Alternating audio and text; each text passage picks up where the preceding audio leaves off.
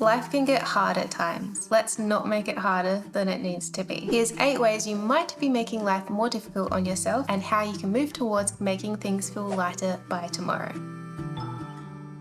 Number 1, you're putting too much on your schedule. I think we're all a little guilty of loading too much on our to-do lists. There's a pressure to always be busy, always filling up our schedules and feeling like we've been super productive. But it can be really disheartening and demotivating to see our expectations not meet reality when the tail end of the day swings by and we're not even half done with the things on our list. So if you're constantly finding yourself feeling overwhelmed with the amount of things you're not getting to, it might be a good time to sit back and reflect on the things you actually can take off your schedule. The things that you know aren't actually that important in the grand scheme of things. The things that aren't a top priority for the day or the week ahead. I've always been one to load up my schedule with too many things. And over the years, it's just led to burnout and realizing there's simply not enough hours in the day to do everything. You can do anything, but you can't do everything. So choose what the top 3 most important things are for you in your day ahead and list nothing else. I always refer to these as my key 3. Every evening after we finish work for the day and we're getting ready to set the home to rest, Josh and I write out our key 3 things we're prioritizing for tomorrow. They don't need to be huge, big, important tasks. Some days I might even have 2 small tasks and 1 more important task, but I always try and project forward to when the following night will inevitably roll around and think to myself, if I only completed these 3 things today, would I feel good about it? More often than not, I complete my key 3 things because I didn't get distracted by changing tasks all the time or filling up my day with unimportant tasks. And only once I've completed my 3 core tasks for the day, I can write more on my list if I want to, which is a really great feeling knowing I've actually achieved more than I'd even planned to. Sticking to just the 3 key things and physically listing them out has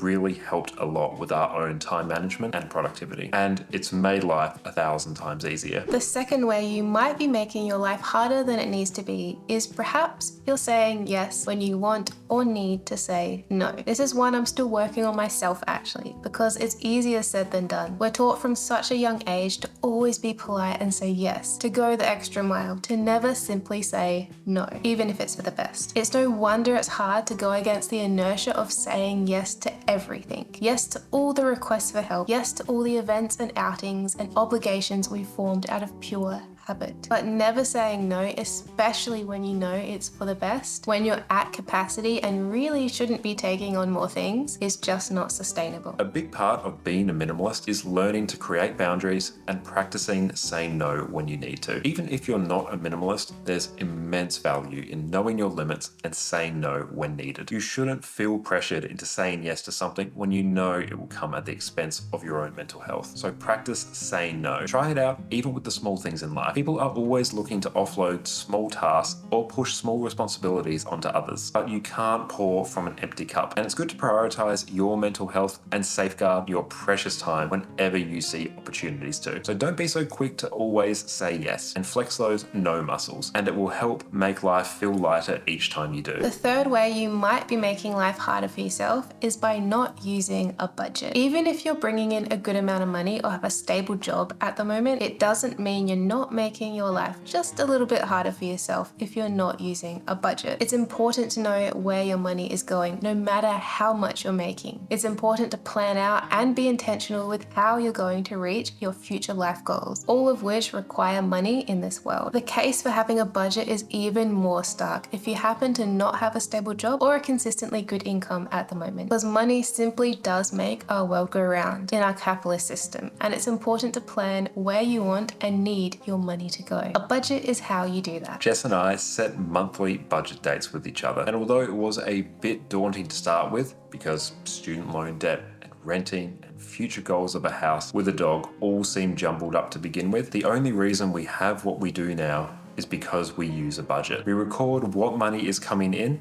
and plan where we want it to go. We set boundaries with ourselves, and it makes us have the important talks about how our money can serve us, instead of it being this big scary thing that we didn't talk about. So if you're not using a budget, regardless of how much money you're making, it's likely that you're making life that little bit harder than it needs to be. Yes, it's a bit daunting to start with, but like anything, once you've done it a few times, you'll get better at it and it won't feel like this giant task. Keep it simple, Prioritize what you want out of life and go after it with a budget to help you. The exact budget that Josh and I use is linked below if you're interested in checking it out. Next, as number 4 on our list of things that you might be doing that make your life that much harder is not meal planning or sticking to it. I saw this funny saying once that went something like, part of being an adult is asking over and over again, what do you feel like for dinner tonight, every single night until you die? And isn't that the truth? Trying to figure out what to make for dinner, especially when you live with others, is a constant struggle, and it can lead to decision fatigue. Josh and I certainly noticed this many years ago, so I came up with a system to make this as easy as possible for us. I took note of what foods we always gravitated towards that were healthy, time efficient, budget friendly, and easy to make, and I noted them down. I then made these recipe cards and laminated them. And once a week, we pick out our favorites and stick them up on the fridge on the days that we'll actually eat them. So we're only making the decision once, not every single day of the week. It helps us plan our meals, which saves us time, energy, helps with grocery shopping and saving money, and it saves on food waste. It's been a game changer for us, and I can't imagine going back to winging it. It definitely makes our lives that little bit harder. We have so much flexibility with these recipes that we've put in our favorites pile that we can change things around if we feel like it, or if something comes up like unexpected guests. A lot of the recipes we rotate through are highly versatile, and the ingredients are great for being flexible if we need to change things up. So meal planning 100% makes life easier. If you're not planning your meals, and if you're feeling a bit overwhelmed in life, then we'd suggest starting small and jotting down a rough plan of favorite easy meals in your phone's notes app and just going from there. Food is one of life's greatest constants. So sorting out an easy way to manage this, especially when things get tough, is good to do and makes life easier when you know your health and nutrition is taken care of because you spent the time pre-planning and taking care of future you. Next, as number 5 on our list, you might be making life harder on yourself if you're procrastinating by not doing the most important things. This definitely relates back to what we chatted about earlier with prioritizing your key 3 things for the day. But this goes a step further in explaining how and why you might be making things a heck of a lot harder on yourself if you're procrastinating with doing the most important things in your life. I think procrastination is quite misunderstood, and a lot of the time people beat themselves up because they think they're just being lazy by not doing something they know they should be, especially if it is important. But most of the time, I think procrastination is actually a form or a symptom of fear. You might be procrastinating with starting that project because you're actually worried about looking stupid because it's unlike anything you've ever done before. So you put it off and put off starting out of a deeply buried fear that you'll be bad at it. The problem is there's always something to fill our time procrastinating with. And if we constantly procrastinate on life's important things, whatever that looks like for you, then it just pushes it down the road and the stress builds and builds until you're filled with guilt about not starting it earlier. Procrastination is our brain's way of telling us it's okay, we don't need to start now. That big thing isn't that important, so we don't need to do it now. We're safe, we don't look stupid, or like we don't know what we're doing. We've got time to learn everything first and get everything neatly lined up in a row and perfect before we need to even do anything real. Our brains like safe. They like doing things they know they're good at or have done before. So if you find yourself procrastinating on pursuing or starting something big and important in your life, it's almost always better to just start. Stop procrastinating and stressing yourself out and pushing things down the road. It's important to recognize why you're procrastinating. Ask yourself what you're actually feeling and physically write out your fears or worries. Even saying them out loud for the first time can help you really acknowledge what you're feeling. And if it's a fear or worry, then you can just start to work through it. Procrastination sucks and makes life harder than it needs to be. So start small and ask yourself what your most important things are that you know you've been procrastinating, and try asking yourself why you've been putting them off. It's a great skill to have. It increases your self-awareness and definitely makes life easier the more you do it. Next on our list, you might be making your life harder than it needs to be if you're constantly frying your brain with scrolling short-form video content for hours of cheap dopamine highs. This one I know all too well. I've certainly had days of scrolling on my phone and binging ultra short-form video content and roll out of bed looking like I've been pulled through a bush backwards. It really does feel like it's fried my brain. When TikTok first came out, I was right there watching endless hours of fast-paced 7-second clips of people jumping out of aeroplanes and off of waterfalls in all corners of the globe. Dogs reuniting with their owners, bunny cats pushing things off counters, endless travel and food content, and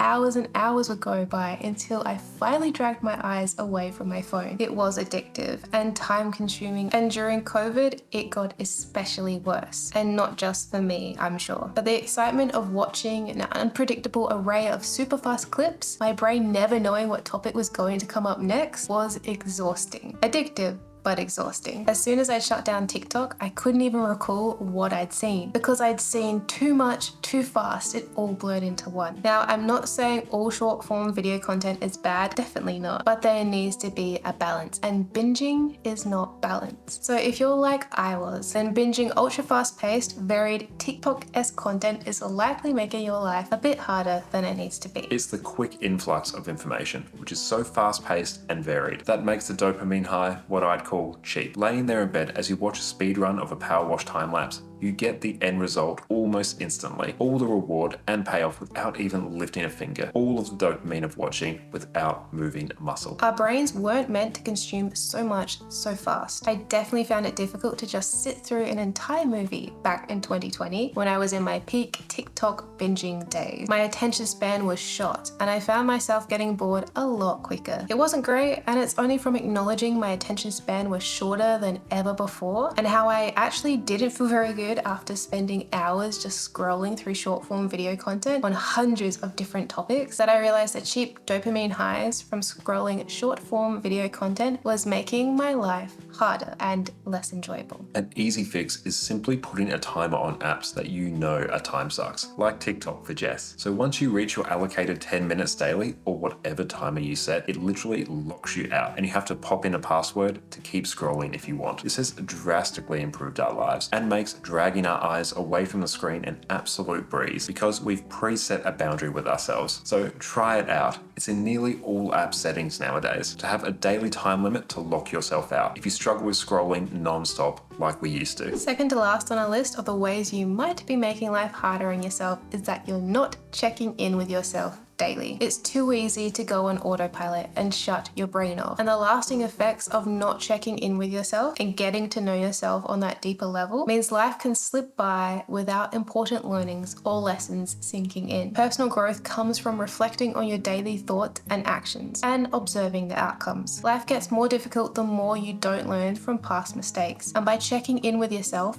even just for 5 minutes at the end of every night, it makes all the difference in how your brain retains information about you and your hopes and dreams for the next day. So spending 5 minutes at the end of every day is now a non-negotiable for us, because without checking in with myself, it's extremely difficult to reflect on the day as a whole, what I've learned, how I felt, and really let the passing of the day and whatever challenges or wins sink in. It's a moment to pause and reflect on if your actions today matched up with who you want to be. It's a moment to look inward and be truly honest with yourself. If you're proud of how you acted today, if the image of you in your head is coinciding with the best version of who you want to be. So if life is feeling especially hard right now, it might be a good idea to have a nightly check-in with yourself and see how you're going, what you're feeling, and how you can be proud of yourself tomorrow. It's usually right after this little self-check-in that I pull out tomorrow's to-do list and write out my 3 key things that I want to achieve tomorrow. But feel free to do whatever order suits you best if you're keen on making life just that little bit easier for you tomorrow and in the days to come. Last on our list as the final way you might be making life more difficult on yourself, and I think this applies to a lot of people nowadays in our consumerist society, you might own too many possessions. Literally, you might own too much physical stuff. The more stuff you own, the more stuff you need to care for. The more you need to clean,